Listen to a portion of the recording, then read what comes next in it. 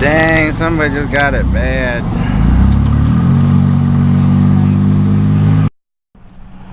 Anya, driving to a gig, and there's competition there. Rizpack Entertainment, karaoke and DJ service. I've never heard of them. There's a storm tracker van. They always make me nervous.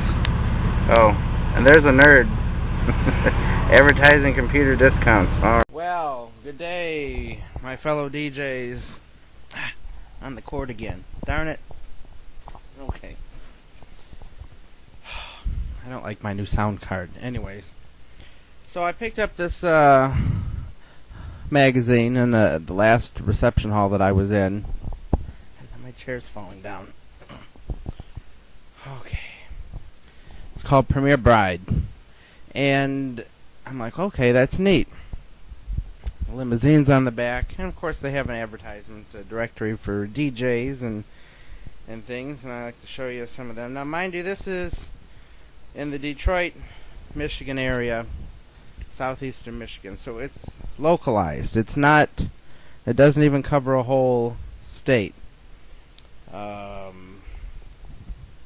So we have your music. Now in here, it will give the bride several paragraphs down here to advise them on what they should be looking for your mobile DJ. Now, it's good to keep up on these magazines because as a DJ, it's good to know what these books are telling brides about the mobile DJs themselves and what to look for. Now, reading through all of this, you have music for your reception, music for your cocktails and dinner hour. There's a conflicting statement in here. That is the book itself, whoever printed this book, the editors, of course, of Premier Bride, which is a national company, are telling brides to actually see their DJs live in person or see their entertainers live in person. Now, obviously, if you're trying to get some gigs and you have a lot of open dates, that may not be possible because you're already you don't have any events to send people to. Or maybe you're like me and you travel. I'm in Toledo and I'll do a wedding in Pittsburgh. Well, a bride from Toledo who wants to see one of my live shows is not going to drive to Pittsburgh to come view me. So, as you YouTube DJs know, we have videos and things, and there's other ways to represent your services and give examples of your talent and your performances to brides. But, that's something that these books are telling the brides to actually look for.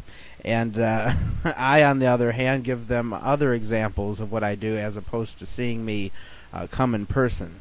As DJs and wedding professionals have said in the past on weddings.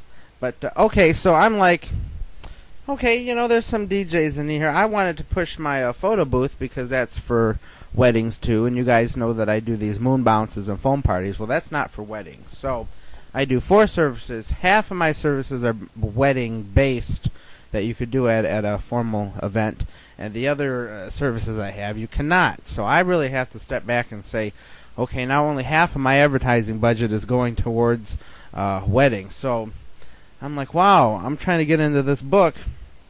And some of these people that I knew before, there's a Stealth DJs down here, were independent owner-operators. And now that we've gone by several years, I've checked their websites. They are no longer owner-operators. There is no owner-operator DJ advertising in this book. Why? Because an ad like this is almost $2,000 for the ad. And they print twice a year. So that's only 2 ads, $2,000, $1,000 a piece, and it's in a very localized area. So I called the people who published this book, and they're like, hey, call so-and-so who advertises with us and see how it's worked for them. And I'm like, okay, it's great, but our problem, and I do say our problem, as independent owner-operator DJs, is that even if you've been doing this for 20 years, you're in good with the halls, and you talk to a lot of people. You have a lot of word-of-mouth business. That's great. The one time that a hall manager refers a bride to you, and you say, I'm sorry, I'm booked, they run back and tell the hall manager, gee, that DJ was so highly recommended, but I called him and he was booked already. So that hall manager is never going to refer you again, and it's happened time and time again with myself. We've done several weddings at a hall, done a great job. I give my brochures to the hall manager, and they never hire me again. So, I don't know. So, the question is, how do you get into the book? Should I, or independent DJs, get into this type of book? One, it's expensive. Two, if you're in the book, people call you, you're already booked on a certain date. A prerequisite, I suppose, to getting in this book is to not be an owner-operator DJ, because none of the other DJs in the book seem to be owner-operator DJs. You go to their website and they say, here's our DJs, and there's like 10 people listed. So there's a high cost to getting in the book, but I think that is the next step.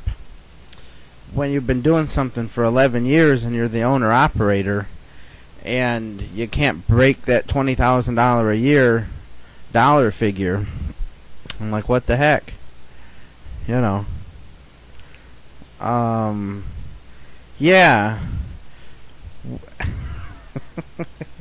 We should all get together, all the YouTube DJs, and, form our own company. That's what I say. So what do you guys think? Is it worth it getting into a book like this? At that price, you almost have to use this book as your primary marketing strategy, because, boy, that doesn't leave you much money left over. $2,000 a year. Their lowest price is $1,000 for a quarter-page ad, and some of these people have full-page ads. I'm sure the back cover is like $5,000 for a full color, and it's a heavy-duty, glossy book. I have a headache. Alright, set up at our party. Now, that's not my moon bounce. That's another company's. It's actually a kindercare's 40th birthday party, so I don't think that's locally. I think that's nationwide. So obviously the local independent kindercares are celebrating the national chain's birthday party or whatnot. So it's supposed to start at 6 o'clock. It's going to 7:30.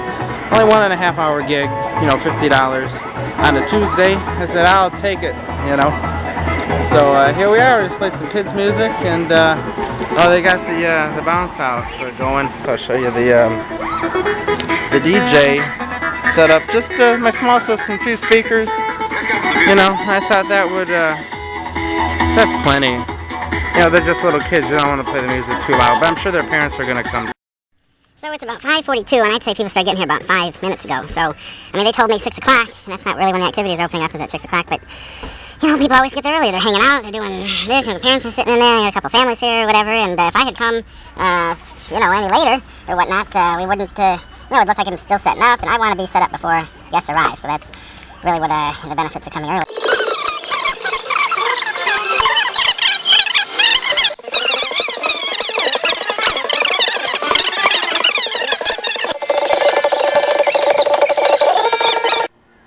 That's it, tearing it down. That's what we got. Practice and enjoy.